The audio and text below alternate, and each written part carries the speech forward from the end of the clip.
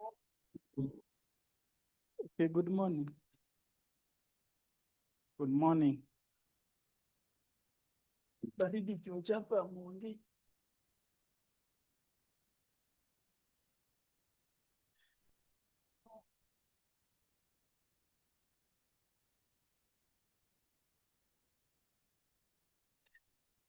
Okay, so today I want us to proceed from where we left. That is a descriptive statistics class 2. Tulifika wapi?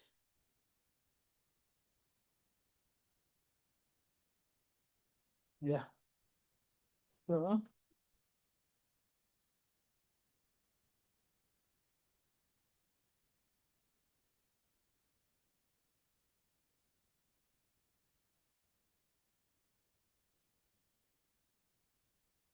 So descriptive statistics class 2.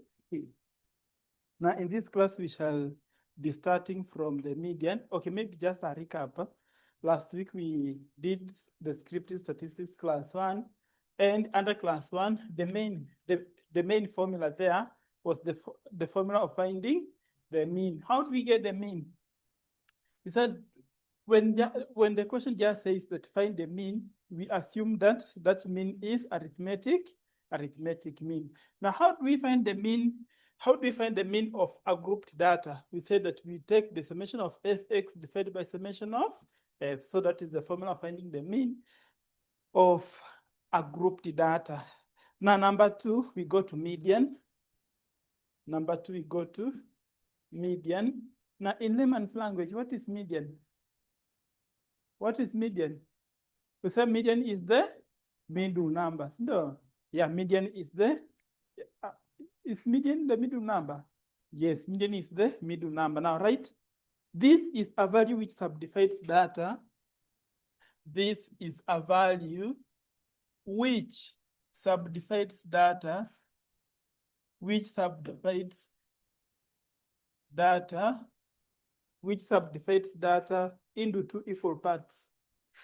Into two equal parts. This is a value which subdivides data into two equal parts.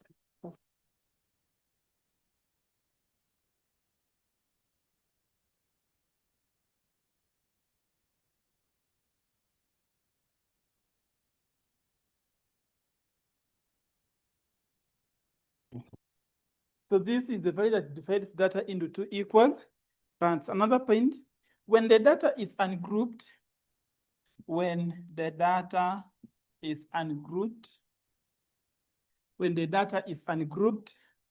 and the number of items when the data is grouped and the number of items is even, median is the average. Median is the average of the two values. Median is the average of the two values which are at the center.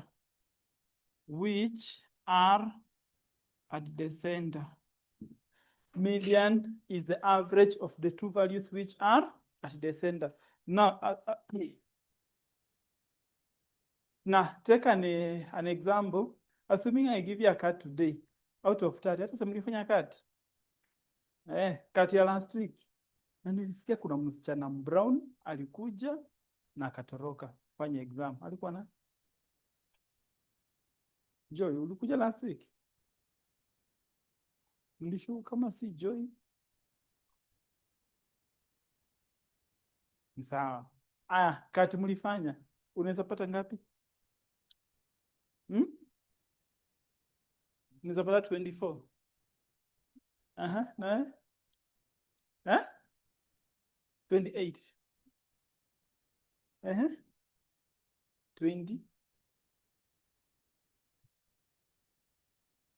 16. Pia atapata 0. Nani? Utapata ngapi? Out of 30. Huyu alifika exam huma akatoroka. And let me tell you, we shall revise that cut tomorrow. We shall revise the cut tomorrow. If you did not attempt, ujia hard copy, uende ufanye, unilete before the end of today. La sivyo kesho hauta attend class. Mnasikia? Mnasikia? Francis ulifanya? Alikuwa na nani? Pauline ulikuwa na nani? Watatu? Si mlikuwa wawili? Au mmoja alijiongeza? Mlikuwa tu watatu? Aya, Joy and the group, I think huyu alikuja akafanya. We, kuja chukua past paper. Attempt hata kama utapata 0. Sawa?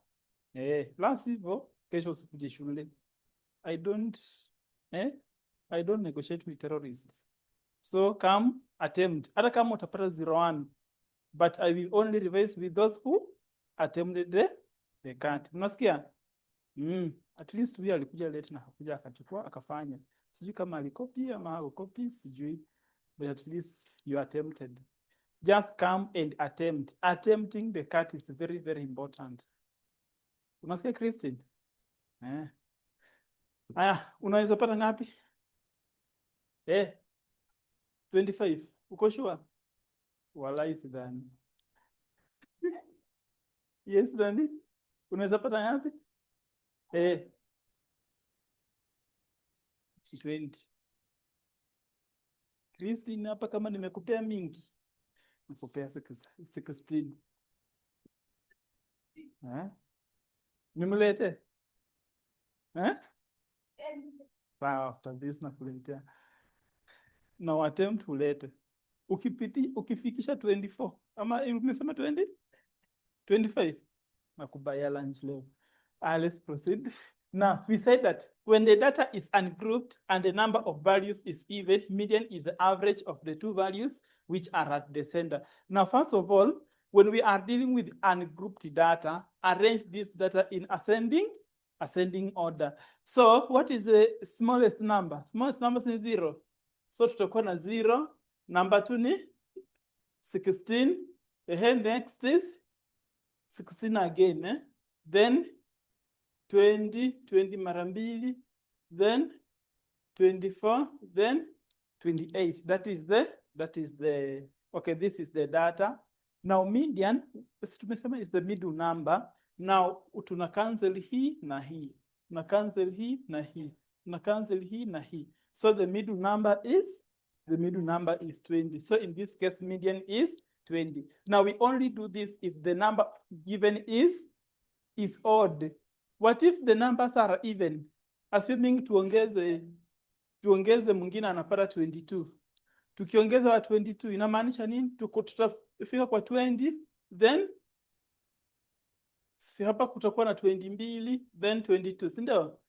Hii na hii na cancel. So tuna assuming this is 21.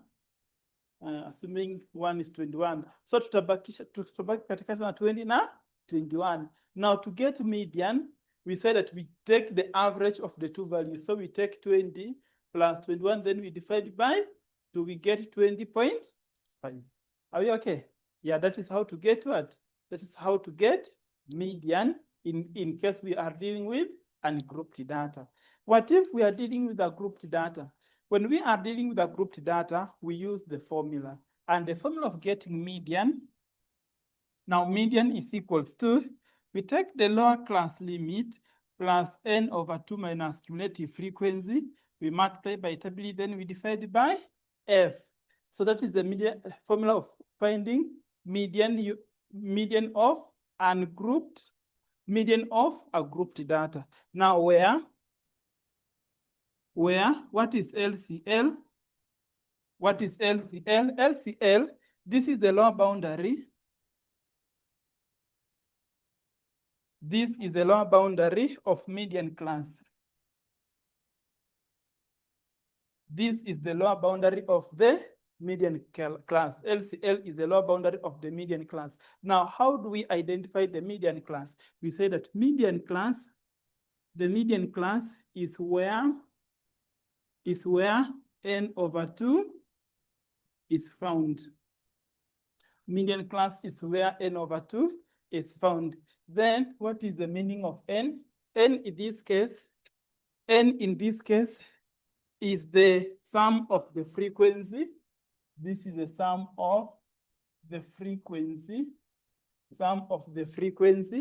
Then CF represents the cumulative frequency,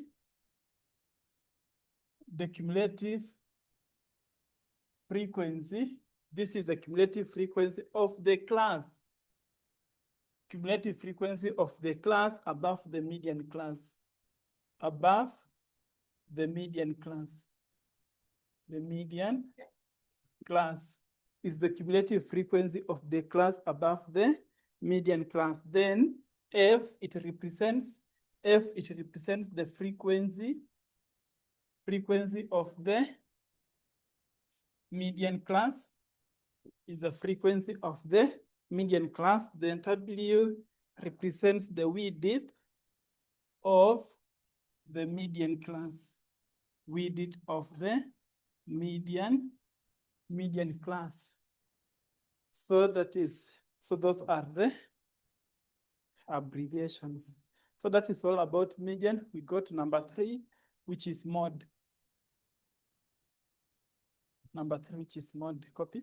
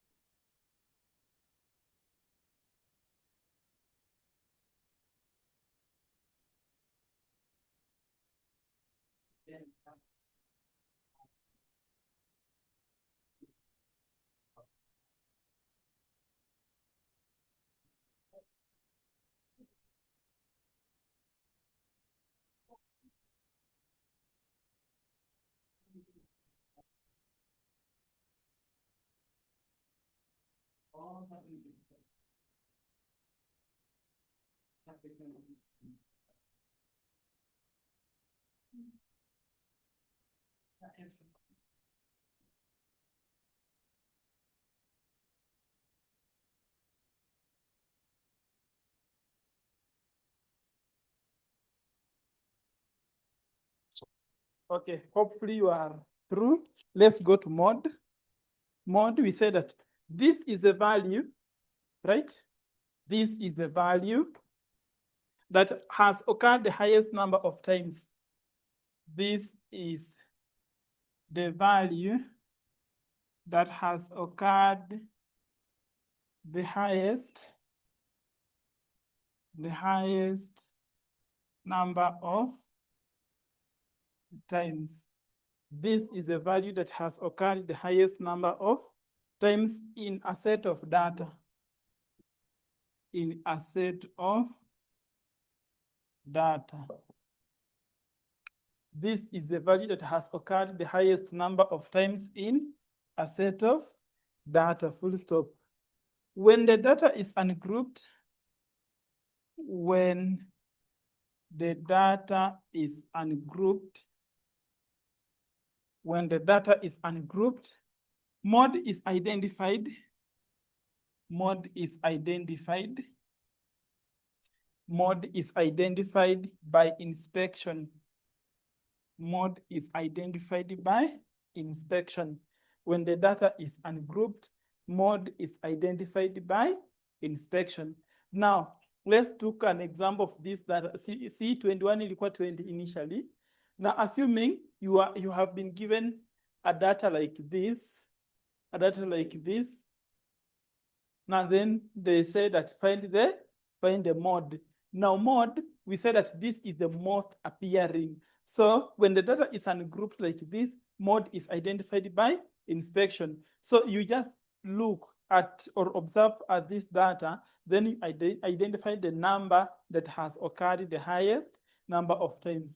24 imeoka mara ngapi? Si ni mara moja. What about 28? Is once. What about 20? 20 is here, 20 is here. So that is 2 times. 16 is only once, 0 is only once, 18 is once, 22 is once. So in this case, mode will be 20. So, another point, when the data is grouped, when the data is grouped,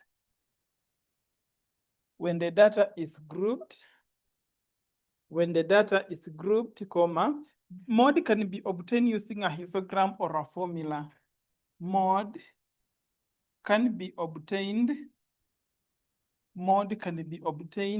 using a histogram.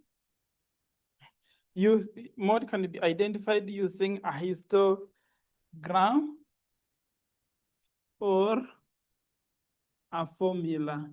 Mode can be identified using a histogram or a formula. Now, in an exam, in some cases, you can be given different types of charts. Then you are told that which one of the following can be used to calculate or to find the mode. The answer is a histogram. Yes, so a histogram, we can use a histogram to find mode. Another point. Now, when using the formula, how do we calculate mode? Using a formula, how do we get mode?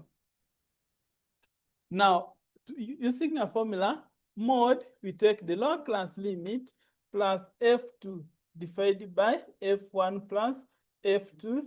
Then we do what? We multiply by width, where what is the meaning of LCL? We say that this is the lower boundary of the model class. This is the lower boundary of the model class. Now, how do we identify the model class? So, model class is the most appearing. So, in this case, to identify the model class, we say that model class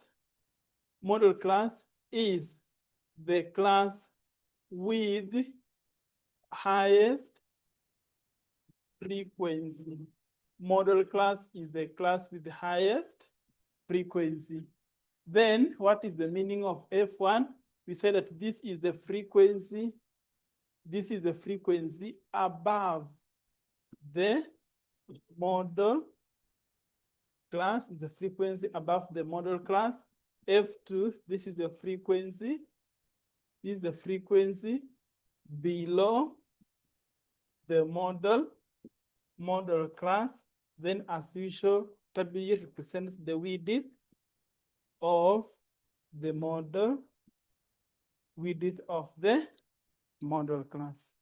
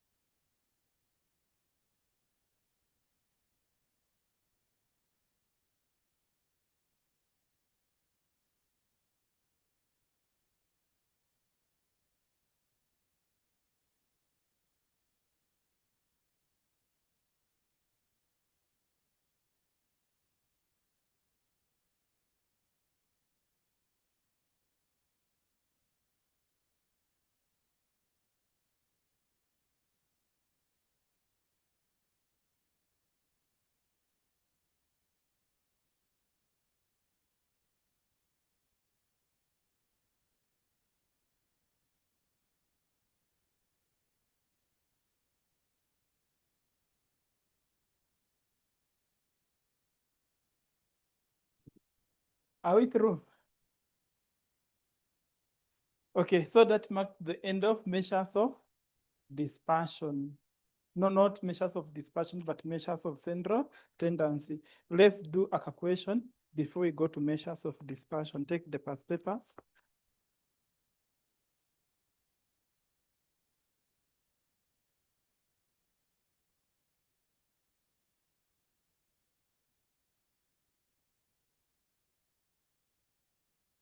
Let's attempt April 2024, question 15.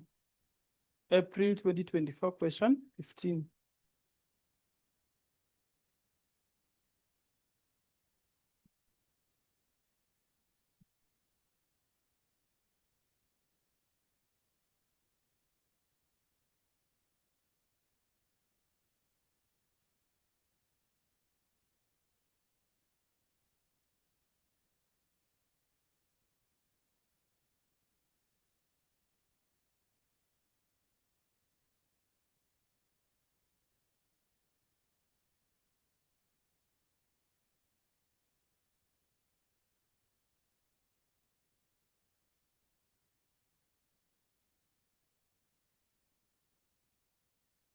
April 2024, question 15. Now the question says that the table below shows the salaries earned by employees. The table below shows the salaries earned by employees of Katika Limited in March 2024. So you have salaries, you have salary. Then on the other side, we have the number of employees. Salary, the number of employees. Now salary is in shillings. It is in shillings, thousands. So we have between 20,000 to 30,000, we had for employees. Between 30 to 40, we have 12 employees. Between 40 to 50, we have 20 employees. Between 50 to 60, we have 28 employees. Between 60 to 70, we have 9 employees. Then between 70 to 80, we have 7 employees. Required,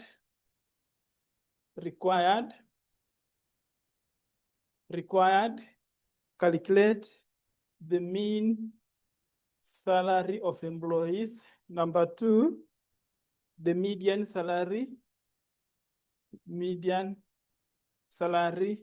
Number 3, the mode of the salary.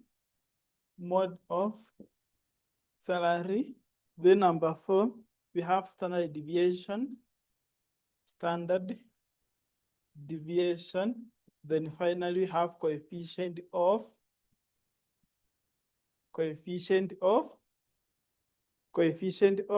variation. Coefficient of variation of the salary.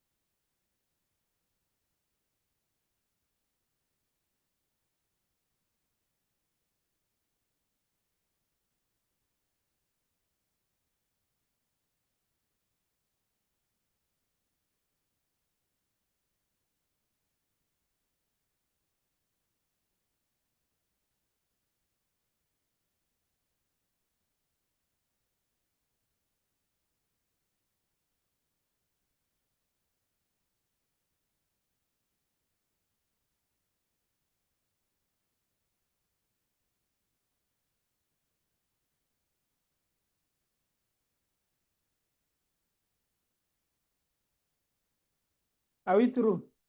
Can we start? Now, let's start with the mean salary. Now, how do we compute the means? This is a group data.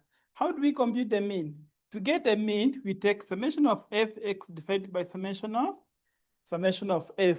Now, in this case, the summation F, it represents the frequency, and frequency, in this case, is the number of employees. So this is what we call a frequency. Now, when we say the summation of summation, this E kit in a case, E. This in mathematics, this represents the summation. Summation, it means to add zote. So let us find the summation of F. Take 4 plus 12, we get 16. 16 plus 20, we get, add all of it. Yes. Find the summation of F. 80.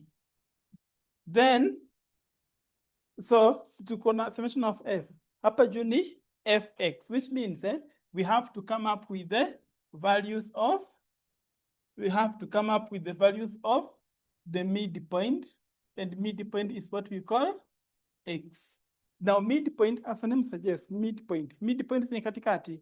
So we take the upper limit plus the lower limit, then we divide by 2. So 20 plus 30, we get 50. 50 divided by 2, we get 25. This one is 77 divided by 2, 35, is 45, 55, 65, and 75. Now we take the F, we multiply by X to get Fx. So, yeah. So 4 times this, we get 100. Here times C, we get 420. This 900. 15. 40. 580. 80.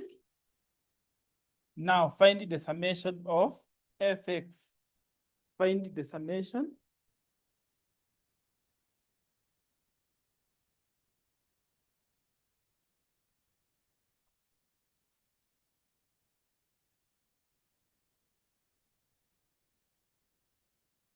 We get 40. 40. 40, 70, 80. 40, 70. So we get 40, 70. So we shall take 40, 70 divided by summation of F, which is 80. We get 80. 50.87. So in short, the mean salary of this company is 50,870. So in this case, we are dealing with shillings, thousands. Yeah. Andy, concentrate, I will give you time to copy. Then number 2 is to calculate the median salary. Median salary. How do we get median? How do we get median? We said that we take the lower class limit plus n over 2 minus cumulative frequency. We multiply by W, we divide by F. Now, how do we get the lower class limit? Okay, si hapa kuna cumulative frequency. Na hakuna hapa cumulative frequency, so we shall add a cumulative frequency column. Now, cumulative frequency, as the name suggests, we are accumulating frequencies. So, if frequency ya kwanza, tunaiweka tu hapa 4. We take 4 plus 12, we get 16. 16 plus 20, we get 36. 36 plus 28, we get 64. 64 plus 9, we get 73 plus this, we get 80. Yeah, na make sure hii ya mwisho inafanana na summation of F. Sawa? Yes, you have to make sure that it is that. Now, median class. Tulisema median class inamaanisha ni? Is the middle number. Sindio? Now, so the total number we have 80. Now, the middle number is what we call n over 2. So, hii summation of F is the same as n. Sawa? The same as n. Now, we take n, we divide by 2. So, that is 80 divided by 2, we get 40. Then, you come to the cumulative frequency column. Tunaangalia 40 inalai wapi. See, 40 is more than 36, and less than 64. Then it means any number that is above 36 and below 64 it belongs between 50 and 60. So this one becomes the median class. That is how we identify the median class. Tuko pamoja? Yes, that is how to identify the median class. So sasa this is the class. Hii ya chini ni lower limit, hii ni upper limit. We can call it lower boundary, upper boundary. So LCL, we say that this is the lower boundary of the median class, which in this case becomes 50. So it is 50 plus, so median is equals to 50 plus n over 2. So we get n over 2 is 40. Plus 40 minus cumulative frequency. And in this case, cumulative frequency, this is the cumulative frequency that is above the median class. So in this case, it is 36. So we minus 36, then we multiply by width. We take, this is the lower limit, this is the upper limit. We take the upper minus lower. So we take 60 minus 50, we get 10. That is how to get width. Then we divide by f. F, this is the frequency of the median class. So f becomes the frequency of the median class, which is 28. So it is 50 plus 40 minus 36, we get 4. 4 times 10, we get. So take 40 divided by 28. Then answer plus 50, we get.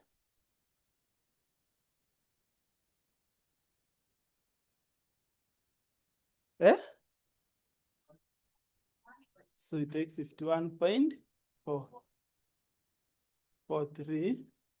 Yeah, so that is the median class. Then number 3, we said it is mod.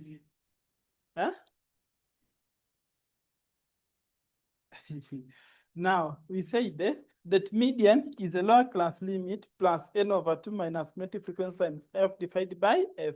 Now, the first thing you do, you have to identify the median class. And median class is where n over 2 lies. Tulisema hivyo. Now, n is 40 divided by, n is 80 divided by 2, we get 40. Now, unakuja kwa cumulative frequency, unaangalia 40 iko wapi.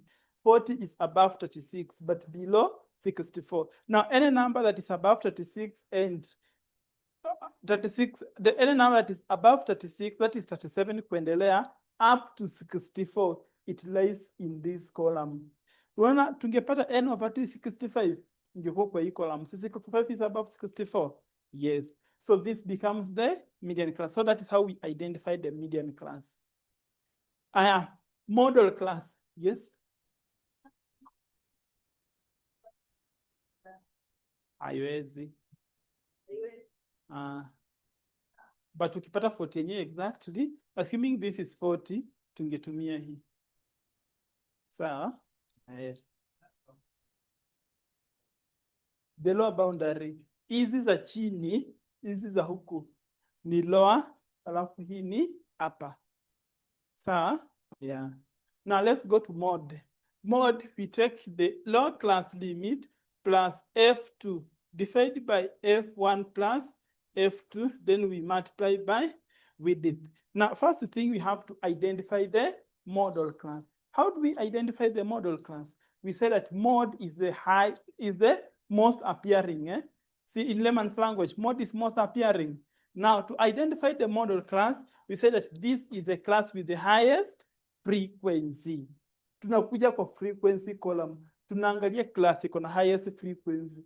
C ni 4, 12, 20, 28, 9, and 7. Which is the highest? C 28. So this class will serve as our median class at the same time as our model class. Sawa. Tukisha identify hivyo, then we can proceed. Now LCL is the lower boundary, so it will remain to be 50. So it is 50 plus F2. Unaona? Hii ndio F. Sindio? That is the frequency. Now here juu ni F1, here chini ni F2. Now kwa formula kwa tunaanza na F2. Si F1. Yenye ni numerator ni F2. Hiyo kitu kwa inachanganya watu. Mnasikia? Yeah. So F2, it will be 9 divided by F1 ni 20 plus 9. Then we multiply by width. Width is the difference between the class, which is 10. So take 9 divided by 29, answer times 10. Then the final answer we multiply, we add to 50.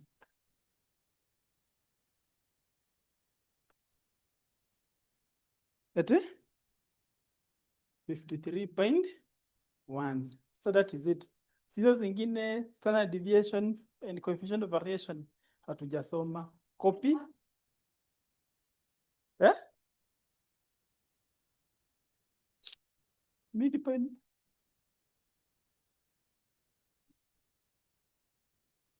Oh. Okay, so far that is what we have covered.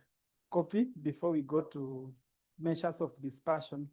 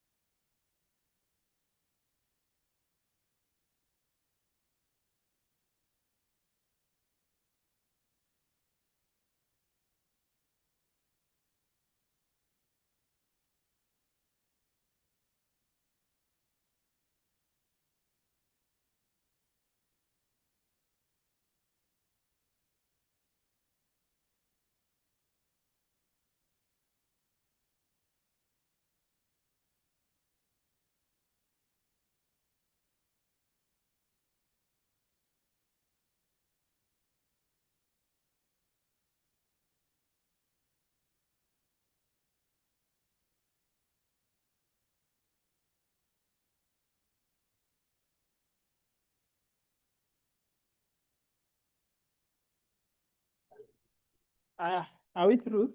So let's proceed to, so that marks the end of measures of dispersion, measures of central tendency. We go to the second one, which is measures of dispersion. So number 2, measures of dispersion.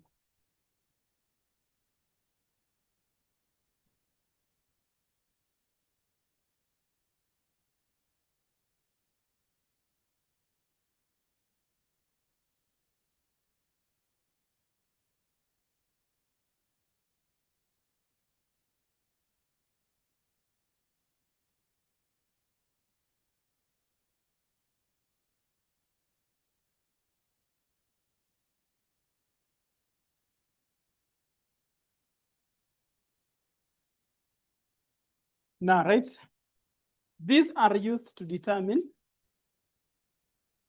these are used to determine, these are used to determine how far a particular value, how far particular value, how far a particular value is from the central, is from the central value.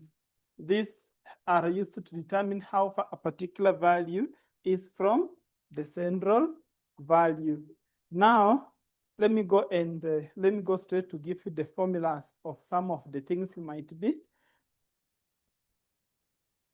some of the things you expect under this subtopic. Now, number 1, we calculate you can be asked to calculate the range.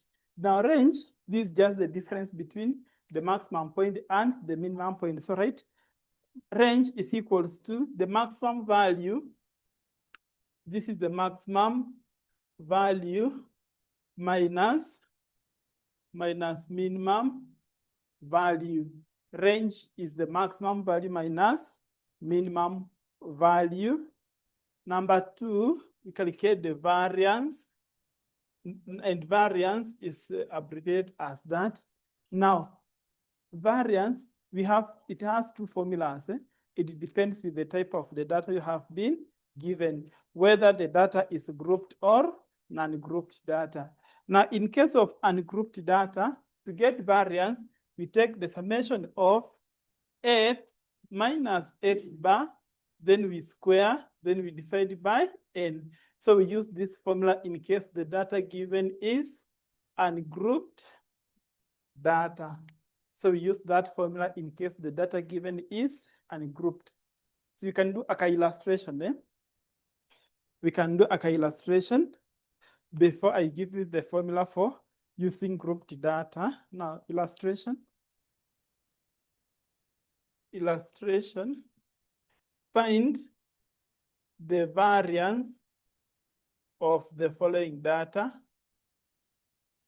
Find the variance of the following data.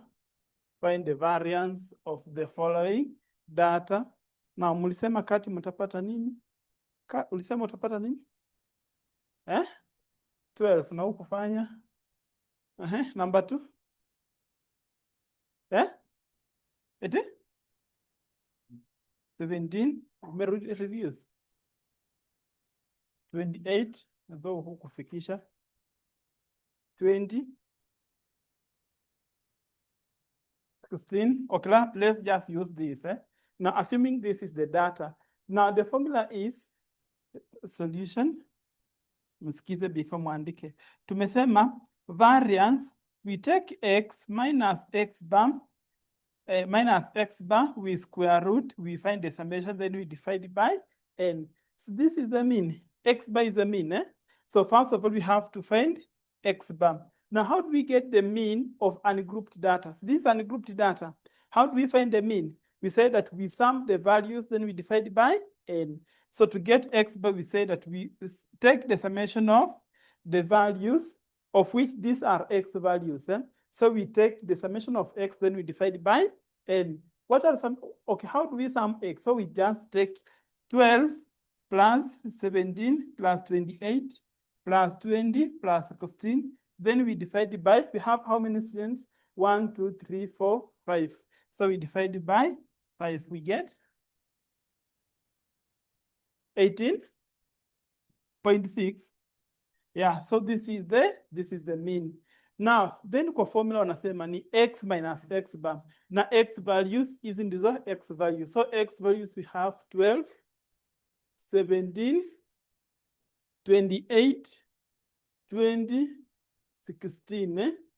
Then we minus x bar. X bar is 18.6, 18.6, 18.6, 18.6, 18 point. Then we square. Hapo kuna square. Yeah, tuna square. Hebu nipe answers. Ya kwanza ni 43.56. The second one 17 minus 18.6. Then we score, we get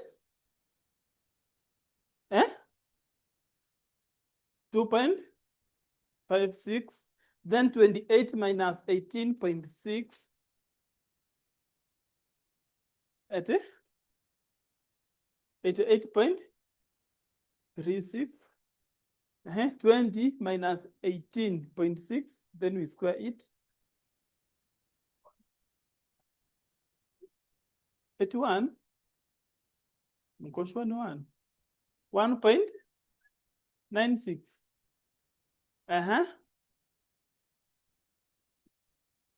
Aya, add. Umeona hii sasa, tunaenda hii step ya summing everything. Add.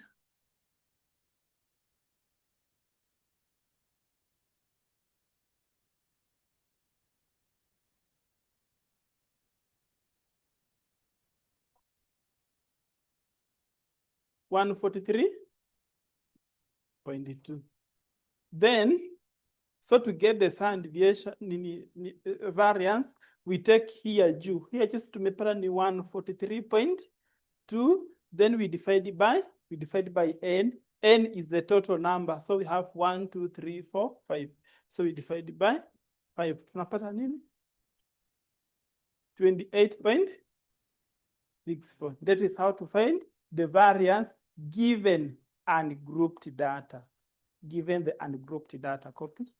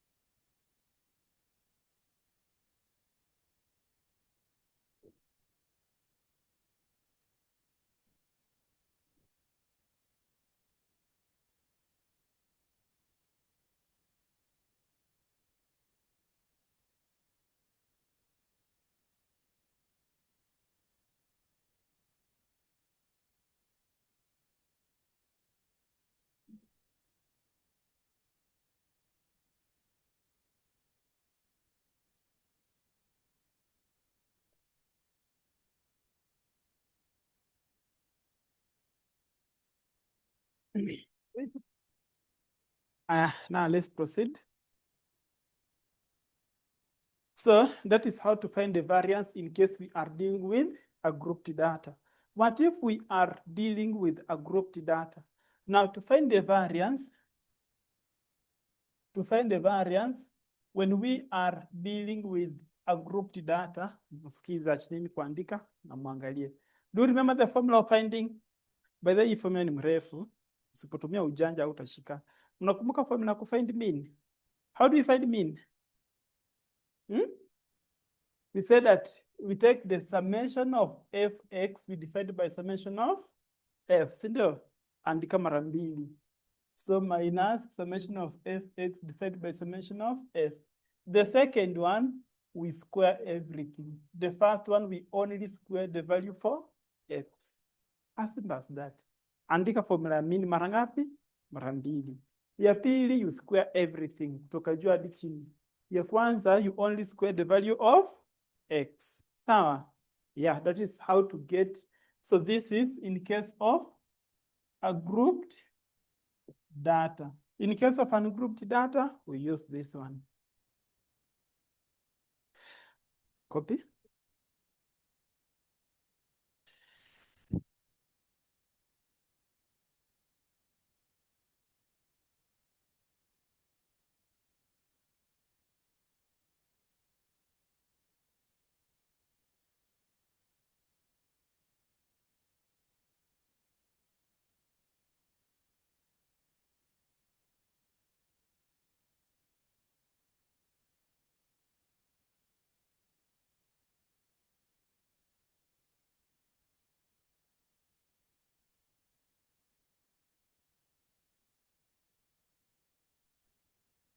Now, the next thing is the standard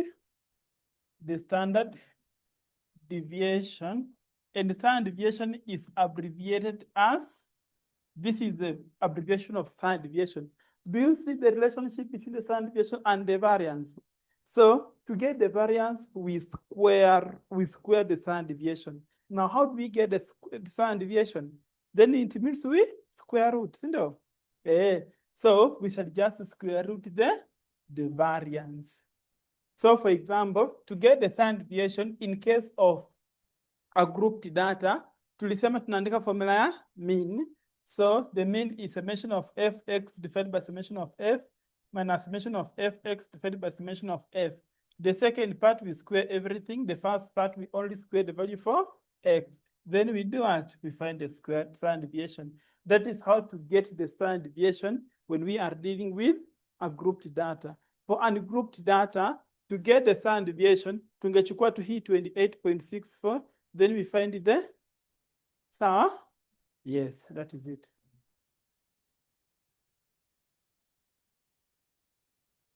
Then another thing, we calculate the interquartile range. Interquartile range, to get the interquartile range, we take Q3 minus Q1. That is how to get the interquartile range. I will come to explain how do we get Q1, how do we get Q2, Q3. Then quartile deviation.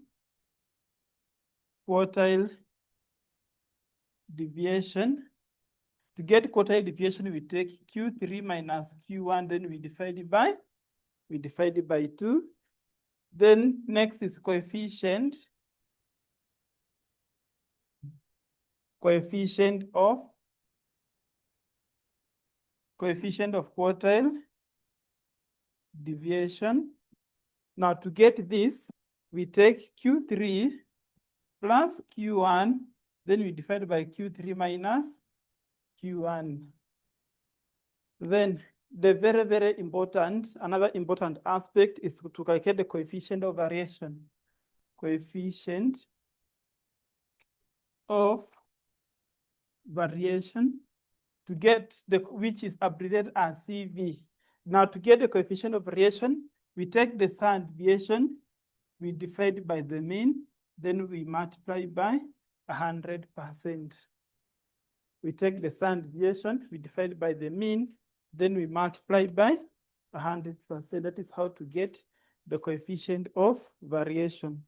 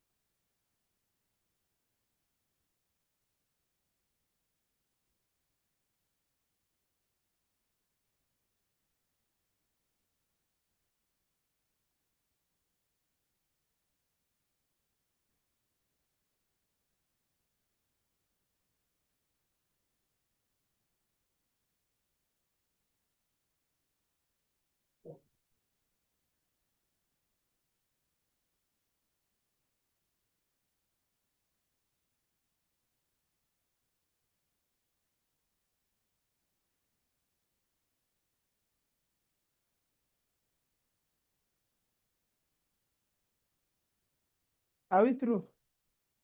Okay. Now let's go to something called let's go to something called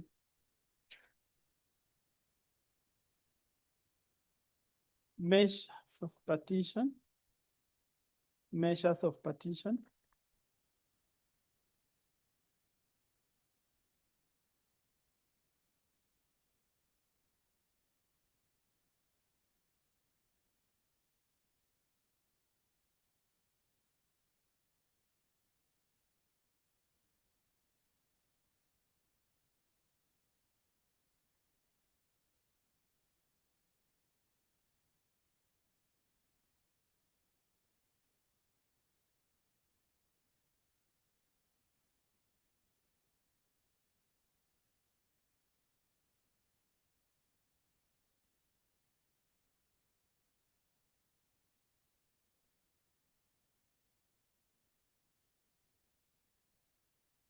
Measures of partition.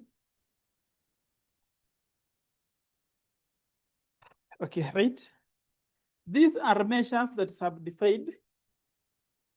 These are measures that subdivide. These are measures that subdivide data into equal parts. Data into equal parts. These are measures that subdivide data into equal parts. Another point, they are named according to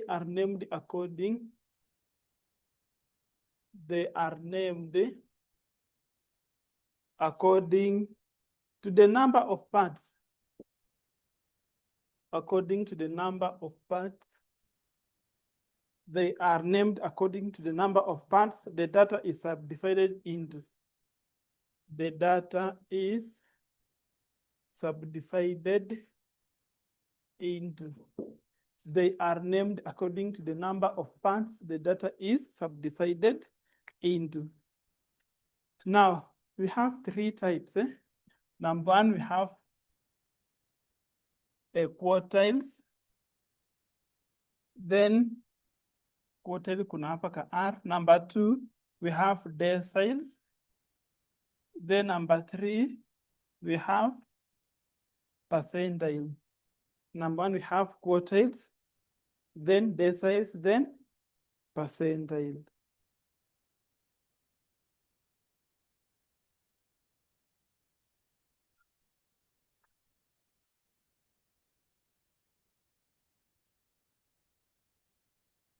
Aya, sasa hizi nazo sitaki kukiramu formula. Sawa? Asikiza. Do you remember the formula of median? How do we get median? How do we get median? We said it's slower class limit plus n over 2 minus cumulative frequency. Then we multiply by width, then we divide by f. Sawa? Aya, another question. A year has how many quarters? A year has how many quarters? A year has how many quarters? As the name suggests, quarters. Only 4. Yes, a year has 4 quarters. That is quarter 1, quarter 2, quarter 3, quarter 4. Pamoja. See, quarter 4 ni full. Achana na full. Now, quarter 1 is 1 over 4. Quarter 2 is 2 over 4, which is the same as half. Quarter 3 is the same as 3 over 4. Now, umona, tulisema nini median? What is the definition? We said that median is the data that subdivides, is the value that subdivides data into 2 equal parts. Sindio? 2 equal parts. Sinamaanisha hiyo ni half. Tuko pamoja? Hiyo inamaanisha ni half. In short, quarter 2, this is the same as median. Sawa? Of which to get this, we take LCL plus n over 2 minus cumulative frequency. We multiply by W, we divide by F.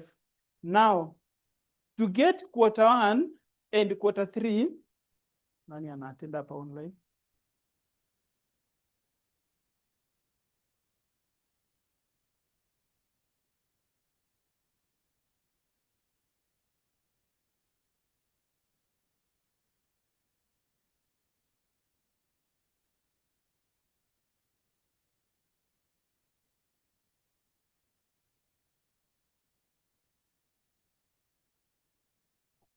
Okay, we proceed.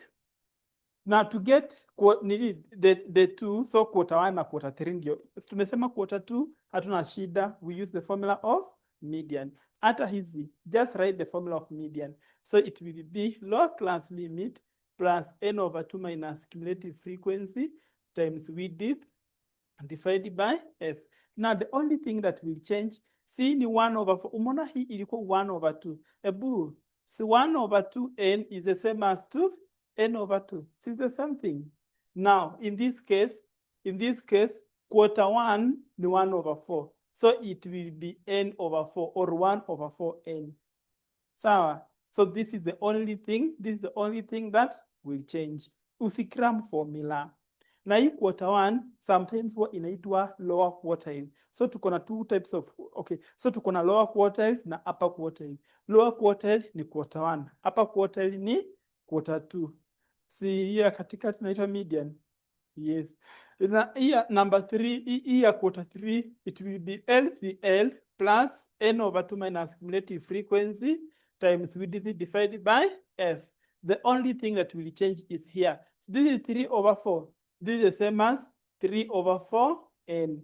And remember, the one that will determine the lower class limit is this part. Mnakumbuka? Yes, it is this part. Juu, hapa kwa nini? Hapa kwa nini inaitwaje? Median. So you are taking n over 2. Like for example, in the question we did, n was 80, so divided by 2 we get 40. For quarter 1, it will be 80 over 4, which is 20. Then for this, it is 80 times 3 over 4, we get 60. So yeah, that is it. So classes the change. Kwa pamoja, yeah, that is for quartile. So tumesema quartile tuko na quarter 1 na quarter 2 na quarter 3 na quarter 2 ni nini? Ni median. What about decile? Decile is out of 10. Decile is out of 10. Then percentile is out of 100. Now, for example, wamekuuliza find the second decile.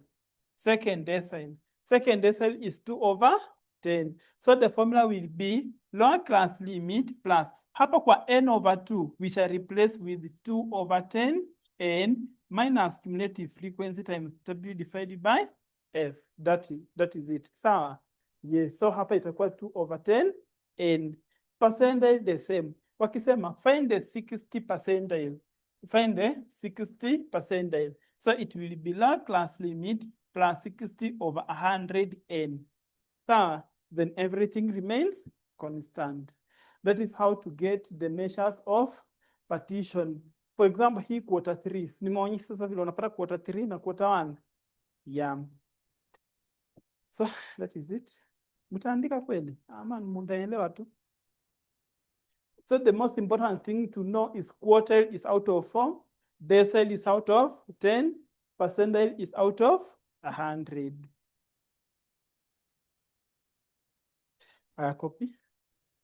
Copy kitu umeelewa.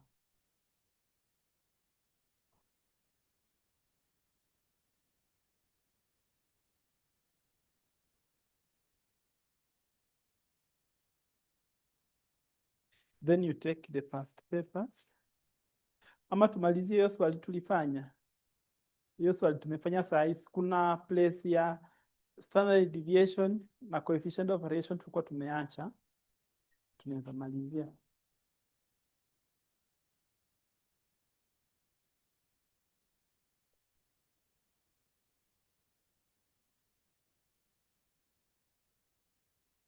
Or let's do another question. Hiyo ikuwe kama assignment, unaweza fanya peke yako baadaye.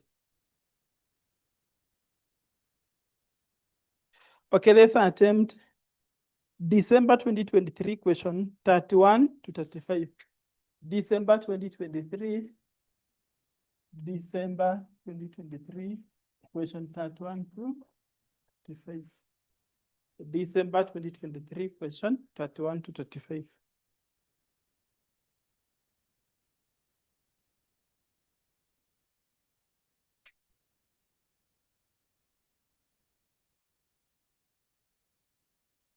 Now the question says that the table below shows the number of companies in the manufacturing industry earning a given range of profits. So we have the profits, then we have the profits, then the number of companies. So profit between 0 to 5. Remember the profit is in shillings, millions. It is in shillings, millions. So between 0 to 5, we had 10 companies. Between 5 to 10, we have 12 companies. Between 10 to 15, we have 20 companies. Between 15 to 20, we have 18 companies. Between 20 to 25, we have 24 companies. Between 25 to 30, you have 5 companies. Between 30 to 35, we have 7 companies. Then between 35 to 40, we have 4 companies. Then use the above data, use the above table to answer question 31 to 35. The first one is arithmetic mean. Tunaweza ichangamkia.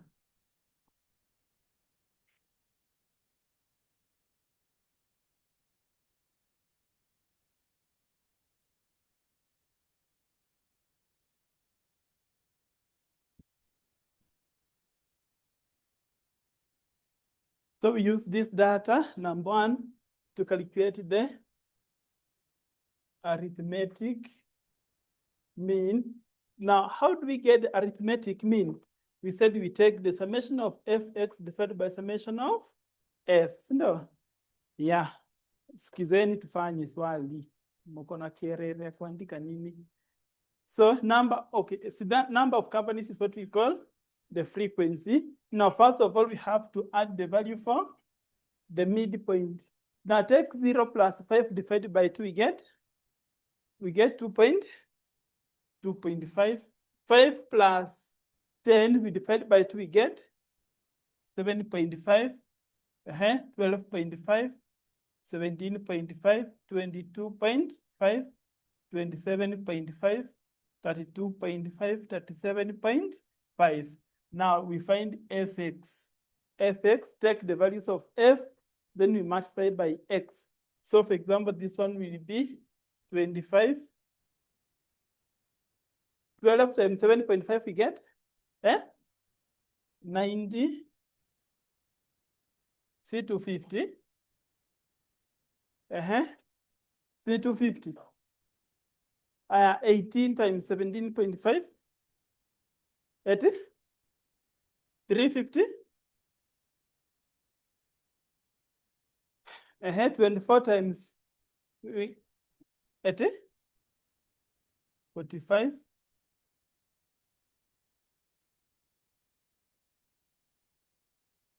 Next.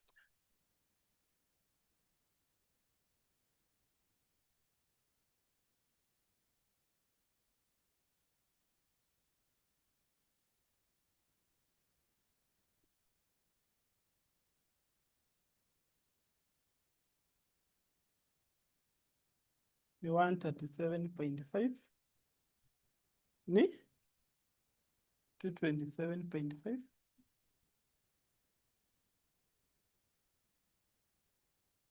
150. I now find the summation of fx. Summation of fx.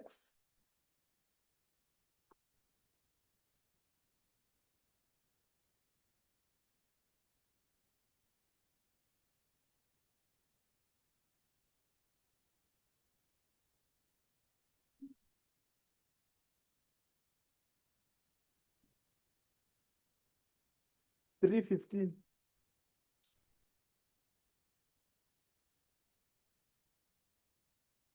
Eti? 1735. So to get the mean, okay, now let's find the summation of f. Add the values for f.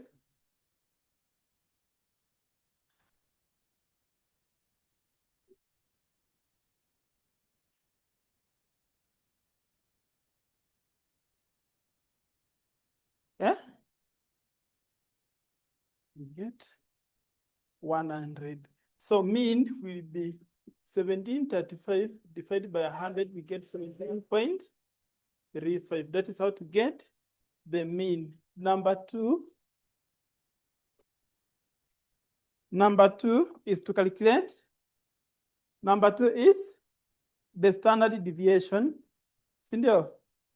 The second one is the standard deviation. Okay, so standard deviation, which is abbreviated as this. Now, do you remember the formula of standard deviation? Tulisemaje, tunafanyaje? Tunaandika the formula of mean, eh? Now, how do we get the mean? It is summation of fx divided by summation of f minus summation of fx divided by summation of f. The second part, we square everything. The first part, we square the value of x. Then we find what? We find the square root.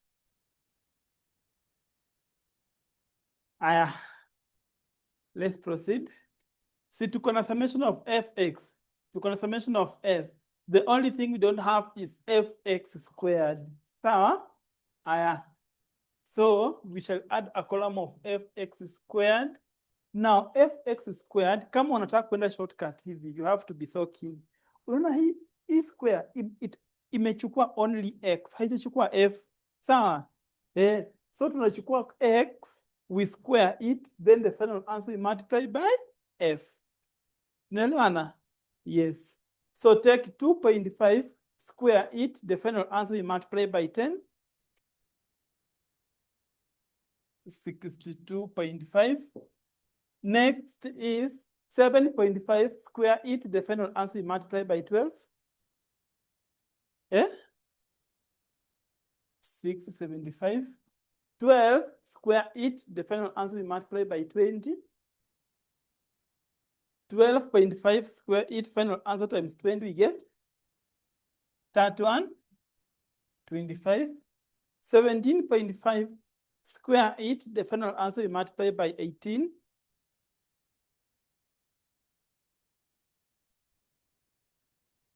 Ete? 12 point? 120, 150. Next.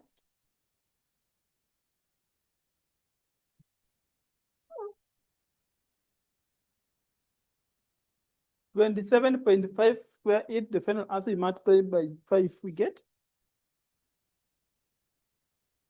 Ete? 37.25.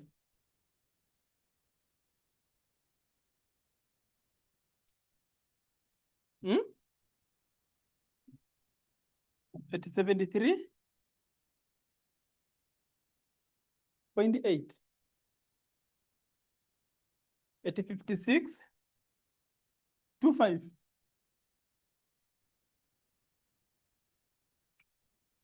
Now find the summation of fx squared. Unapata nini? Summation of fx squared.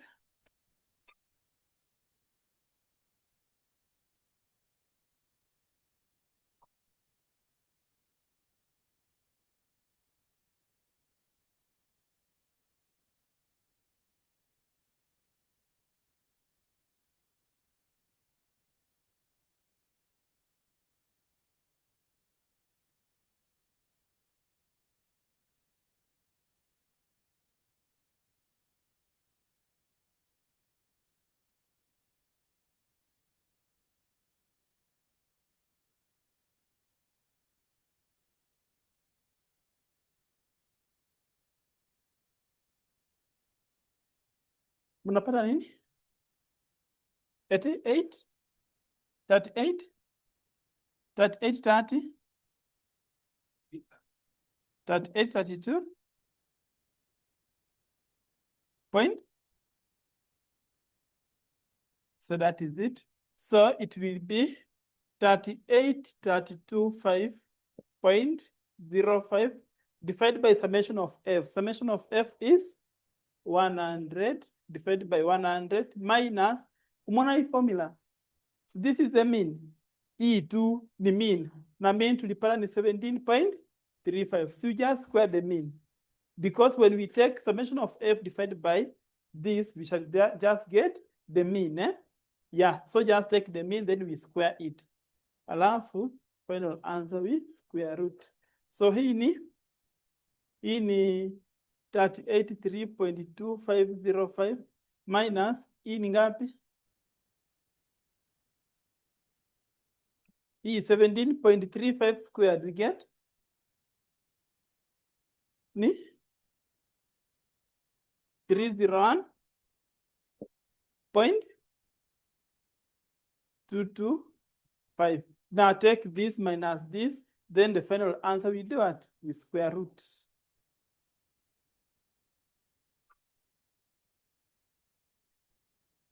We get 9. The 9 point what? 0.06. Ilikuwa kwa answers 9.07. So that is the answer. Number 2 is the coefficient of variation. Number 3 is coefficient of variation, that is CV. Coefficient of variation. Now, how do we get CV? To get CV, we take standard deviation, we divide it by the mean, then we multiply by 100%. So standard deviation is 9.06. We use 0.7, Sindio? Yenye kwa multiple choices. Then we divide by the mean, which is 17.35 times 100%. Unapata ngapi?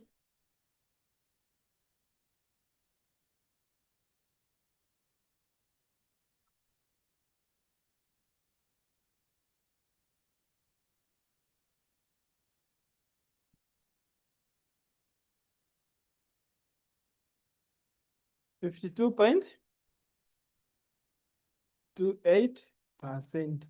That is how to get the coefficient of variation. Then, number 4, unapata nini? Number 4, was it median? Tuanze tu na median. Na tulisema, how do we get median? We said take lower class limit plus n over 2 minus cumulative frequency times width we divided by f. So first of all, we have to find n over 2. Now, n ni ngapi? N over 2 ni ngapi? N ni 100. We divide by 2, we get 50. So first of all, we add the column of cumulative frequency. So tunachukua 10, tunaiweka hapa. 10 plus 12, we get 22. 22 plus 20, we get 42 plus 18, we get 60. 60. 62 plus 24, we get 84 plus we get 89 plus this 96. Then tulisema hii ya mwisho inafaa ifanane na sawa. Yeah. So n over 2 tumepata ni 50. Now tunakuja tunaangalia hapa, where does 50 lie? 50 is above 42 but below 60. So this becomes the median class. Tuko pamoja? So the lower class limit becomes 15. So it will be 15 plus n over 2. N over 2 is 50 minus cumulative frequency. Cumulative frequency, this is the one that is above. By the way, it is only cumulative frequency yenye haipatikani kwa hii yenye nimesaiko. It is only cumulative frequency. Hizi zingine data tunapata yenye katikati. Now 50 minus cumulative frequency, which is 42, we multiply by width. Take 20 minus 15, we get 5. So mnajua kupata width? Yes. Then divide by f. F becomes 18. So take 50 minus 42, we get 8. 8 times 5, we get 40 divided by 18. The final answer we add to 15. Eh? We get 17.22. Then next is mod. Now, how do we get mod? We said we take the lower class limit plus f2 divided by f1 plus f2, then we multiply by width. Now, we have to spot the model class. We said that model class, this is the class with the highest frequency. Mod, most appearing. So tunaangalia class yenye kuna highest frequency. Hizi zote, si yenye kuna highest frequency is 24. So this one becomes the model class. Sawa? Yeah, so the lower class limit becomes 20. So it will be 20 plus F2. Kama hii ndio F, so this one becomes F. So hii itakuwa F1, F2. So juu ni 5 divided by 18 plus 5. Sawa? F1 ile ya juu. So tunachukua ya chini, alafu na divide by ya juu plus ya chini. Then we multiply by width. Width is 5. Unapata ngapi? 5 divided by 23 times 5, then we divide by 20.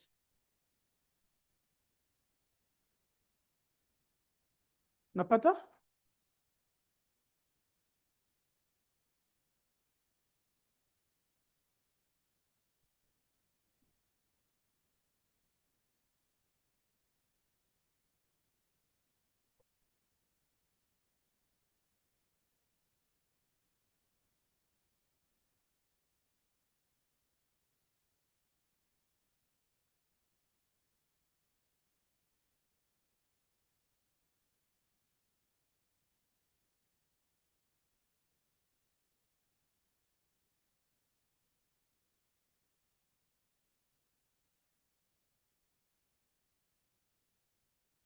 We get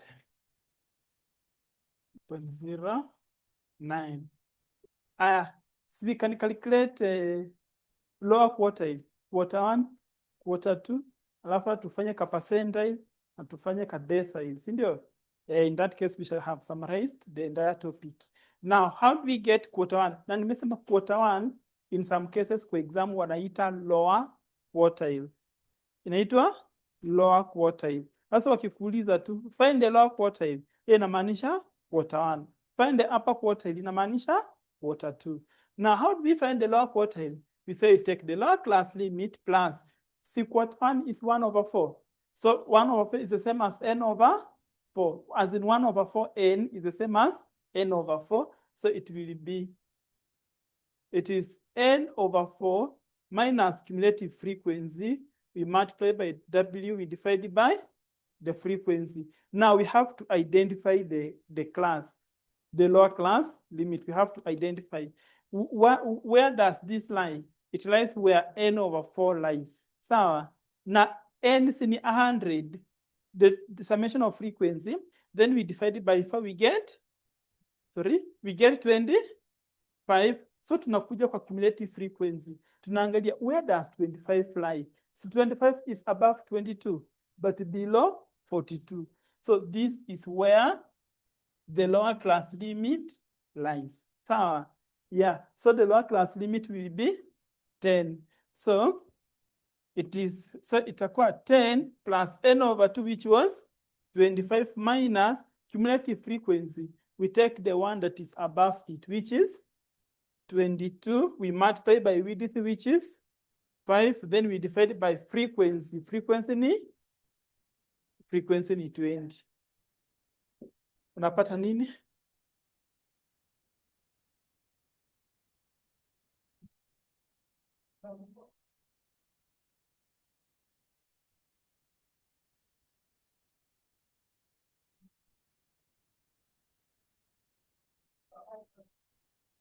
Ate? Ni 18. 10.75. So that is how to get the lower quartile. Now let's get the upper quartile. How do we get the upper quartile? Formula ni ile. We take the log class limit plus. So here itakuwa 3/4 n minus cumulative frequency times width we divide by f. Camera inaona?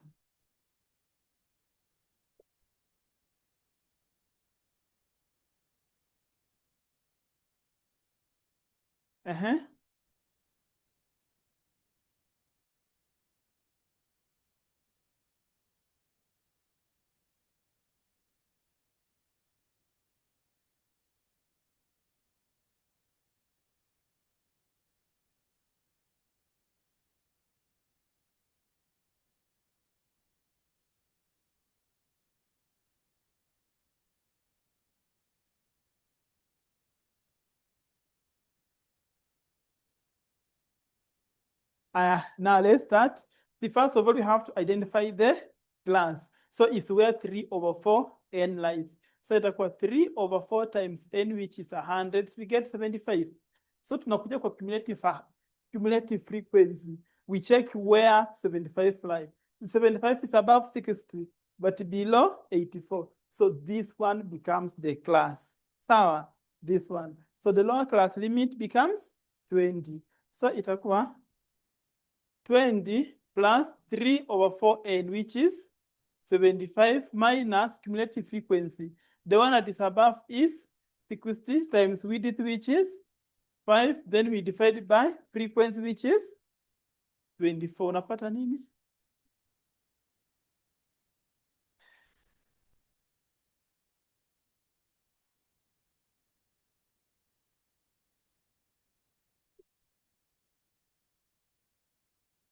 Unapata nini?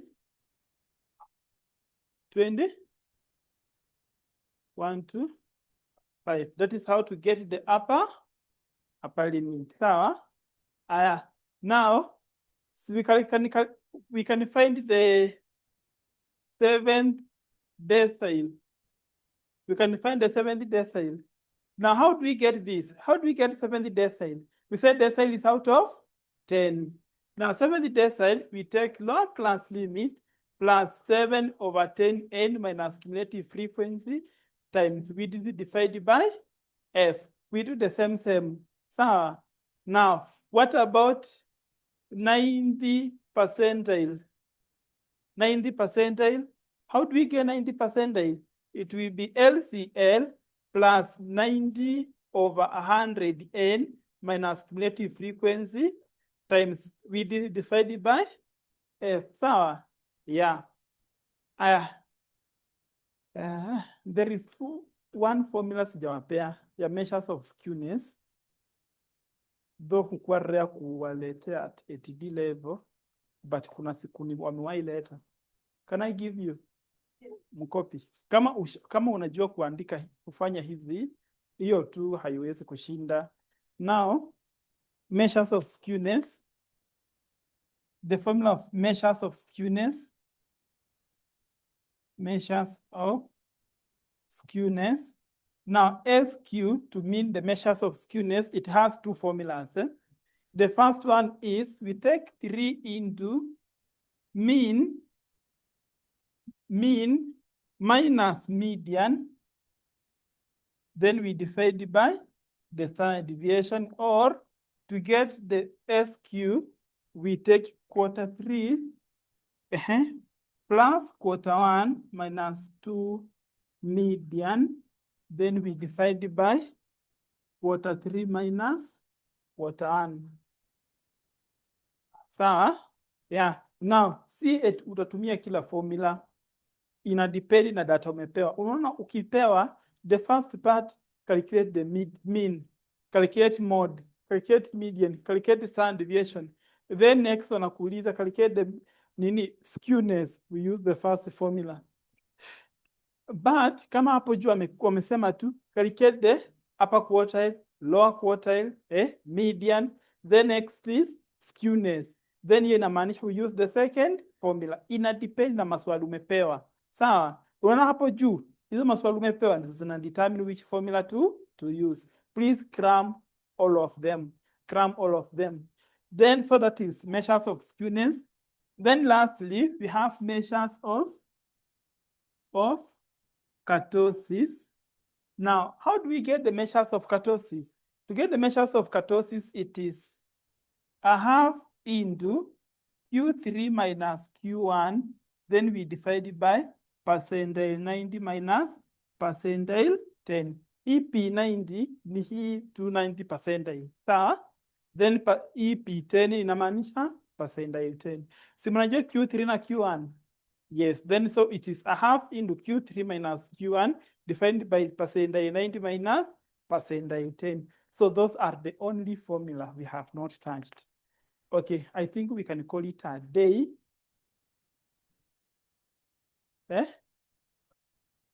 SQ inamaanisha measures of skewness.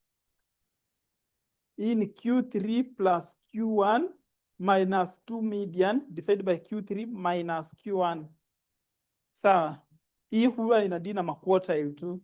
Maquartile. We take Q3 minus plus Q1 minus 2 median divided by Q3 minus Q1. But hizi formulas ziko hapa saa hii. Please do everything you can to cram all of them. This is a topic I promise you at least 8 marks in an exam. Hata ukiangalia past papers, at least 8 marks. Do everything you can to cram all of them. Sawa? Yeah. Then next week on Wednesday, I will not be around. We shall have the second cut. And do make a mistake, yeah, I will not be around. So we shall have a second cut. Fanya tu cut. Hizo cuts ni za kurevise. Sawa? Aya, hiyo cut mlifanya, tunakuja tukufanya nini? Kurevise nini? Kesho. Wenye amu kufanya, mkuje ni wape paper, go and attempt, la sivyo, kesho usikuje shule. Unaelewa nani? Unasikia? Kujia paper, go and attempt later. Kesho tunafanya nini? Tuna revise. Kama hautafanya, ni wewe na ni Joy. Alafu mgeni, kuja chukua hata kama utapata moja. Yeah.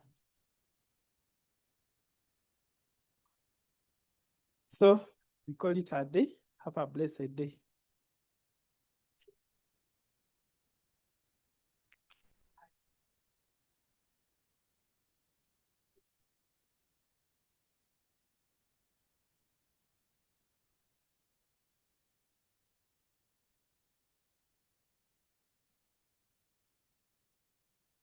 Copy. Wait, make sure you copy.